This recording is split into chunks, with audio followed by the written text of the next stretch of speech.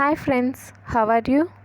In this video we are going to learn about the safety valve hematoma, cephal hematoma and caput succedaneum. Okay, coming to the topic, safety valve hematoma.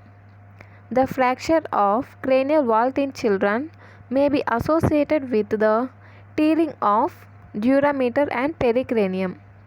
Fracture of cranial vault in children may be associated with tearing of durameter and pericranium. In such cases, the blood from intracranial hemorrhage communicates with the subaponeurotic space of the scalp through the fracture lines. In such cases, blood from intracranial hemorrhage communicates with the subaponeurotic space of the scalp through the fracture lines. The signs of cerebral compression don't develop until the signs of cerebral compression. Okay, which compression? Cerebral.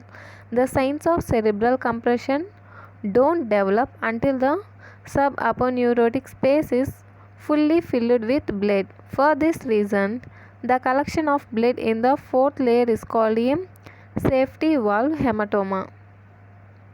Okay guys. Next, coming to cephal hematoma.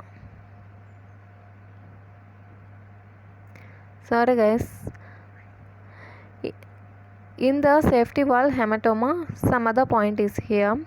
If cerebrospinal fluid collects in the subaponeurotic space, the condition is called cephal hydrocele. If the cerebrospinal fluid collects in the subaponeurotic space, the condition is called cephal hydrocele. Next, coming to cephal hematoma. Cephal hematoma is a subperiosteal collection of blood. Since the periosteum of skull loosely covers the bones of skull, except at the sutural lines where it is firmly attached to the sutural membranes. The hematoma is bound by suture lines and assumes the shape of related bones. It is firm and its edges are well defined. A cephal hematoma is commonly found in parietal region. Once again, cephal hematoma is a subperiosteal collection of blood. Cephal hematoma is a subperiosteal collection of blood. Since the periosteum of skull loosely covers the bones of skull except at the sutural lines, where it is at the sutures it is firmly, that means strongly attached to the sutural membranes. The hematoma is bound by sutural lines and assume the shape of the related bones. It is firm and its edges are well defined. A cephal hematoma is commonly found in the parietal region. Okay, where it is commonly found at parietal region. Next, coming to caput succedaneum. Caput succedaneum is a subcutaneous edema over the presenting part of the head at delivery.